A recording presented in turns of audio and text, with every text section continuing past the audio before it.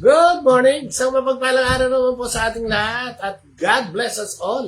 No? At ating magninilay ngayon.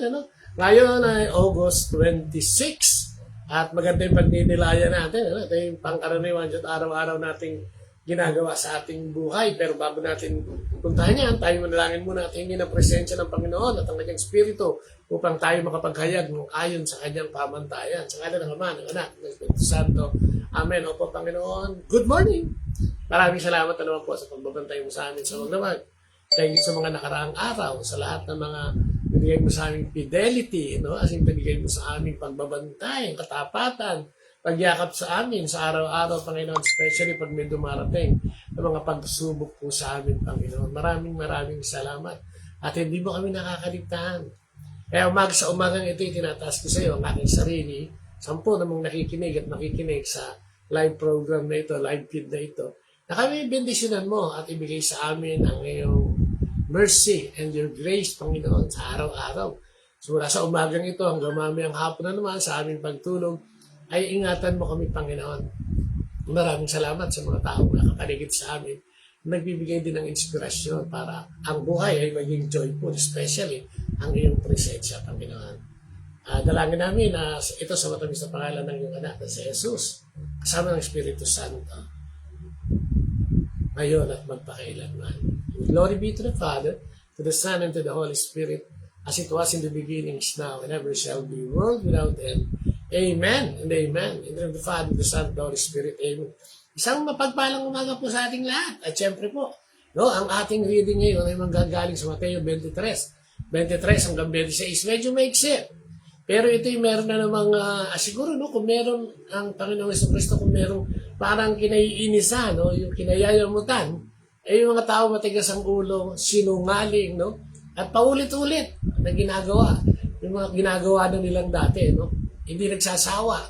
Sabihin, walang takot, hindi alintana, alintana, tama ba yun? Alintana, yung mga darating sa kanila dahil sa mga ginagawa nila. Kasi ngayong araw na ito, sinasabi ni Jesus yung tungkol sa paghahandog nila sa altar. Parang lahat ng bagay inahandog nila sa altar. Ikapo, yung deals, yung comments na yan, at saka yung kung ano-ano pa, yung pangarang mga condiments, ng isang putahe para magsilbing hindi lang masarap, malinamnam, kundi maamoy pa, na mabango, parang ganyan. Ganun ang ginagawa ng mga Pariseo at mga Eskriba sa pag-aalay, Pero hindi nila tinitignan mabuti, Puro sila nakasentro sa mga bagay na makatao, o yung ang tingin nila yung hinahandog nila ay napaka-importante na, parang ito yung mga external, ito yung tinatawag na external ritual, Ito yung panlabas na nyo ng pananampalataya, Nagpapakita sa mga tao, di ba? Ito, sa Matthew 23 din yung sinasabi niya, di ba? Nagdadamit sila ng mahaba, gusto nila napapansin, gusto nila na sila'y pinagpupugayan, binibigyan ng galang, etc., etc. Yan ang mga ginagawa ng mga taong mga nagbabalat kayo o nagtatago, yung mga hipokrito na sinasabi ng ating Panginoon. Kaya nasabi niya din dito, mga kayo, mga woe to you, mga Pharisees and scribes, ang sinasabi nila, ay hinihugasan nyo, yung tasa sa labas, pero hindi yung loob. Ibig sabihin, hindi kumpleto yung hugas. Kumbaga, ibig sabihin sa ating pananampalataya, butaw-butaw. Parang ganyan, di ba? Malinis ang labas, pero yung kalooban ay hindi. So, ganito, sinasalarawan ng Panginoon ang pananampalataya ng mga mananampalataya nung panahon niya, Nakakalimutan nila yung mga, okay naman yun, yung mga detalye na yan, pero nakakalimutan nila yung internal, yung kanlooban, yung pangloob. Dapat, sabi ng Panginoon, meron diyang yung judgment natin, yung awa natin, at yung katapatan natin. Yun ang hinihingi ng Panginoon sa atin. Sabi nga niya, pagka sinabi mong yung judgment natin, yung pag-husga natin, fairness, impartiality, and discernment. Parehas. May pinananalangin niya. Paano yung ginagawa natin? at walang kinikilingan, no? Walang pinoprotektahan. Nako, parang ganyan. Parang narinig nyo na yan, no? Ibig sabihin, ang action required dito is standing up for truth, seeking fairness for the oppressed, and making honest and moral decisions. So, ano sinasabi? Standing up for truth, yung katotohanan. No, yun ang gusto ng Panginoon. Kasi alam naman niya kung nagsisinungaling ka o hindi. Yung pagiging patas. No, di ba yung justice natin? May piring. No, tapos may timbahang, may piring. Parang ganyan. Ano? For the oppressed and at para sa mga nasa laylayan. No? Yun ang sinasabi niya dito. No? Maging tapat tayo, no, sa ating paghuhusga. No? Lalong-lalo na sa mga kapatid natin na nasa laylayan. No, ha? Parang ganyan lang. Ito yung mapa sa gobyerno o para sa mga religious standing natin, no? Tayo mga mananampalataya, sila mga pare, sila mga pastor, no? Sila mga nangangaral, no? Ang sinasabi ng Panginoon ay yung katotohanan, no? Walang kinikilingan. Mercy. Pag sinabi mo mercy, active kindness and forgiveness, helping the vulnerable, pardoning offenses, and acting with empathy over harshness. So, helping vulnerable. Yung mga taong vulnerable, no, madali. Parang nandiyan lang, no? Madaling suyuin, madaling himukin, no? O yung madaling ipahamak, parang ganyan. Gullible, parang ganyan, no? Pardoning offenses and acting with empathy over harshness. So, kung minsan, di ba, ang hinihiling din natin sa Panginoon sa atin, yung kababahang loob, no? Yung kabutihan, ano? At yung empathy, yung ano ba yung empathy sa Tagalog? Empathy over harshness. No, imbis na masyadong maanghang o matapang o barumbado, no? Yung ating paghuhusga ay dapat tinitingnan natin. Kumbaga sabi nga ng iba, isinusuot mo yung sapatos niya, no? Para maramdaman mo kung ano ang nararamdaman niya. Parang ganyan. Loyalty and trustworthiness. Yun ang fidelity. No, sabi niya, remaining steadfast in commitment. Walang ano yun, walang sabla yun. Steadfast. No? Your steadfast love. Diba? Parang gano'n. They are new every morning. New every morning. May kantang ganyan. Sa sumunod, kinakanta namin sa choir dati niyan. You know? Maintaining integrity and keeping true faith in God. Yung integridad ng ating pagkatao bilang mananampalataya. No? Bilang mga relihiyoso, no? Ay hinihingi din ng Panginoon, ano? Hindi sinasabi ng Panginoon na baliwalain natin mga condiments ng ating pananampalataya dahil kailangan yan, di ba?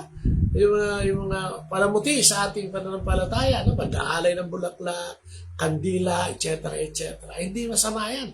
Kailangan din yan. Pero hindi yun ang tunay na essence ng pananampalataya o yung sinasabi ng ating Panginoon, ano? Jesus said to tell them to throw away the minor rules, no? Hindi sinasabing itapon, but emphasize that religion without justice, mercy, and fidelity is empty performance. So, ano sinasabi sa atin ngayon? Pinare-review na naman, no? At yun naman, gano'n naman ang Panginoon, no? Halos araw-araw, di ba? May temang ganyan, no? Gusto niyang tingnan natin. At ito yung sinasabi niya sa pamamagitan ng mga kwento, mga talinhaga, no? O yung mga example para tayo ay mapunta doon sa gusto niyang pagdalaan sa atin. Hindi naman niya sinusubo ng talagang sa bunganga mo, no? Kundi sa kaisipan mo, sa iyong emosyon, sa iyong puso, no? Ipadadaan niya yan, sa iyong bulsa, no? Dadaan lahat yan. Para makita niya ang iyong katapatan, no? Ang iyong kindness, ang iyong awa, no? Ang ating paghusga. Madalas kasi, di ba? Kasi na ng mga Pariseo at Skriba ng panahon ng ating Panginoon, naku, napaka-husgador niya, napaka-judgmental niya mga yan, di ba? Sabi nga na isang araw, di ba, no? Sabado, di ba? Nagtatali sila ng mabibigit na pasanin, pero ni daliri ay hindi nila inahangat o nagtumutulong man lang, no? So, panay ito utos, no? Panay husga. At di ba, meron din dito yung pagbasa na hindi ko alam kung anong versikulo yun, di ba? Na pag sinasabi doon, na pag nagbigay na, no, sa simbahan o sa altar, ay hindi na kailangan magbigay sa mga magulang. Parang absuelto na. No, which is parang hindi pumasa yung sa Panginoon. Di ba? Pwede ba yun? Di ba? Kailangan din ng magulang mo. Tama. No? Actually, yung material na bagay, hindi naman kailangan ng Panginoon yun eh. Yun ay nagiging anino lang, no? Yung mga material na bagay para pantulong sa simbahan. Katulad ng mga abuloy natin sa simbahan, di ba? Katulad ng mga tithes natin, katulad ng paglalaglag natin sa pag may misa si Father, no? Hindi yun talagang importante. Pero sa panahon natin ngayon, kailangan yun dahil wala silang panggagamitin para sa mga kakailanganin sa altar, kakailanganin ng mga nilingkod sa simbahan, pabahay ni Father, no? Yung kanyang mga staff, no? Kailangan lahat yun eh. Pero hindi yun ang pinaka-importante. Ang pinaka-importante kung paano tayo sumusunod sa ating Panginoon. Bilang mangangaral, bilang pastor, bilang pare, ano ba ang ating laging sinasabi sa ating mga binibigyan ng aral? No? Na ito ba yung nakasangga dun sa, para sa atin, self-centeredness? No? Ito ba yung nakasangga o nagtatago tayo sa mga likod ng mga gawain, proyekto, at kung ano-ano mga bagay para persahin ang mga tao para maglabas? Ay, napakasakit dun eh, no? Ang hirap maglabas pag napipilitan ka lang. O tayo ba ay nagpapakita ng mga nagagawa, no, na nagagawa natin sa simbahan, kung kaya ang mga tao ay tuloy-tuloy nagdodonate at nagbibigay ng sponsorship. Sa pinatitignan ito ng Panginoon, at higit sa lahat, yung mga tao, ano ba ang nabibigay mo sa mga tao na aral patungkol sa kanilang pananampalataya upang lalong higit malapit sa ating Panginoon? Siguro yung katotohanan, no? Yung fidelity, no? Yung pagiging tapat, no? Yung trustworthiness, yan ang kailangan eh, no? Makita ng mga tao na tayo mga nagpapatupad ay ginagawa natin ito. Sa panahon ni Jesus, ganun ang ginagawa niya, pero ang mga tao nagbubulag-bulagan, ano? No? Para sabi ngayon, para kayong mga puntod na maputi sa labas, pero bulok yung loob. Para kayong mga tasa na hugas ang labas, bulok ang loob. No? Ganun ba tayo? Tayo ba pag nangangaral ay sinasabi natin ng may katapatan, may integridad, no? Katulad nung pagsasabi ng katotohanan, no? May mga, hindi naman lahat, pero may mga mangangaral, ano? Kaya ako katoliko ako eh. Sa simbahan, kaya minsan hindi magustuhan ang sermon ng pare. Sapagkat ito'y nakasentro sa mga project niya, nakasentro sa kanya, nakasentro sa kanya mga hinaing, ano? Dapat nakasentro ito sa pagpapalaganap ng mabuting balita. Pagsasabi ng totoo. No, meron tayo dito mga pastor at mga pare, no, na nangangaral o nagtitimpi o nagtitipid sa pangangaral dahil baka masaktan yung kanilang mga parokyano o yung mga ano to, sabi ko kliyente, mga mananampalataya, no? Yun nga lang sinasabi ko, di ba? Ang existence ng demonyo ay noon pa sa lumang tipan. Kaya dapat sinasabi ito, no, ng literal sa mga tao. Especially doon sa mga paulit-ulit na nakakagawa ng kasalanan na may impyerno at meron silang paglalagyan na impyerno at pupunta ang impyerno na hindi namamatay ang maningas na apoy kung hindi sila magbabago. Bakit hindi pwede lagyan ng diin ito? Katulad yung mga nangyayari sa ating kapaligiran. Pero yung manonood ako nung Manila's Finest, kailan lang eh. 1969, may corruption na eh. Eh baka beyond that, meron na rin eh. Di ba? Sa bagay sa panahon ng ating Panginoon, may corruption din eh. O di ba, mga eskriba at mga pariseo, sa lumang tipan may corruption din eh. Kaya may mga nag-ahari at hari-harihan. Paano ito matatapos? Kung hindi magsisikap ang tao at maniniwala sa ating Panginoong Diyos. Ang kaligtasan natin ay na kay Jesus papuntungo sa langit. At ang kaligtasan natin dito sa lupa para mapaayos ang buhay natin ay si Jesus din ang kailangan natin. Ang Ama, ang Anak, ang Espiritu Santo. Na dapat nakikita at nananalaytay sa ating isip, sa ating puso, at sa ating mga ginagawa. Di ba? Maging ehemplo tayo. Natutuwa nga ako. Mayroon ako isinyer na dalawa o tatlo, yung tungkol sa baha, kinakalkal niya yung ang laki ng maraming tubig eh. Medyo mataas yung tubig. Kinalkal niya yung yung daluyan ng tubig. Meron pala doon sa gilid, tinanggal niya yung mga bara. Mamaya konti, wala na yung baha. Ganun din ang ginawa ng isa. Kinalkal, tinanggal yung bara, dumalo yung tubig, nawala yung bara. Siguro ganun ang gawin natin. Sa pagiging tapat sa Panginoon, ginagawa natin ang ating trabaho. Kayo mga mambabatas, kayo mga pari, tayong mga tao. Kung tayo magtulong-tulong, ay may mangyayari sa buhay natin.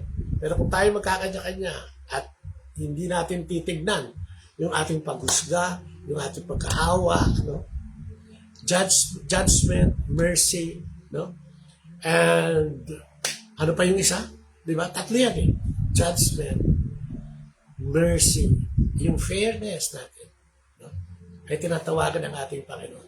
Tinitingnan niya na yung ating kalooban. Totoo ba na ito ay kalooban? No? Kapag sinabi ni Jesus, o tinanong ka ni Jesus, no? Ay masasagot natin yun. Di ba? Ano yun? Judgment, justice, fidelity, mercy. Ayan yan. Kailangan natin,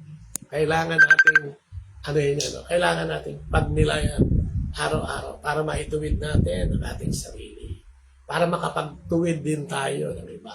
Para may maituwid tayo at maniwala sa atin. Tatlong bagay. Justice, mercy, and fidelity. Hindi yung pag may nakatingin lang at saka tapat. No? Hindi yung pinakikitang tao mo lang. Yung justisya at paghanap. No? Yung ating awa ay parang installment pag gusto mo lang. Ang Panginoon na sinasabi, kailangan natin at tatlong bagay na ito, no? Para makita ng tao, makita ng Diyos, ating gustong ipatupad o gusto natin tuparin ay yung gusto niyang ipatupad sa atin. Amen? Amen. Sa tayo manalangin, in the name of the Father, the Son, the Holy Spirit. Amen. Lord, maraming salamat po sa umagang ito. Thank you, Lord God, for just being with us in this moment and time ng aming paghahayag. Maraming salamat, Panginoon, sa pagbibigay mo ng kaalaman upang makapaghayag ng iyong mabuting balita. Dalangin ko, Panginoon, na sana ay maraming makarinig nito at magsilbing inspirasyon din ito, Panginoon, para sa mga nakikinig. Maraming salamat, Panginoon, sa paggabay mo sa amin araw-araw, sa pagpapatawad mo ng lahat ng aming kasalanan at paglilinis nito. Bigyan mo kami ng pagkakataon, Panginoon, sa pamamagitan ng gabay ng Espiritu Santo na huwag namin ulit-ulitin yung mga kasalanan na gagawa namin, na kami maging tapat, na sa aming paghatol ay maging parehas, Panginoon.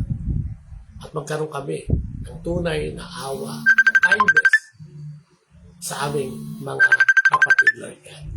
Muli, maraming salamat sa umagang ito. At sana, halinawa, Panginoon, tinataas din namin siya ang lahat ng napinsala, ang lahat ng mga tao nagkakaroon ngayon ng mabigat na damdamin dahil sa nangyari sa kanila. Ikaw lang, Panginoon, ang makatutugon na ito. Kaya ako, sa amot dalangin ko at ang mga mananampalataya, kami pakinggan mo na sana ay maihahon sila anuman ang kanilang mga sitwasyon ngayon na hindi karapat-dapat para sa kanila. Ito'y dalangin namin sa matamis na pangalan ng iyong anak na si Jesus kasama ng Espiritu Santo ang pasawalang hanggan. Amen. Glory be to the Father, to the Son, and to the Holy Spirit, as it was in the beginning, is now, and ever shall be, world without end. Amen and amen. And Father, the Son, and the Holy Spirit. Amen. Like and share, subscribe. Bye-bye. God bless.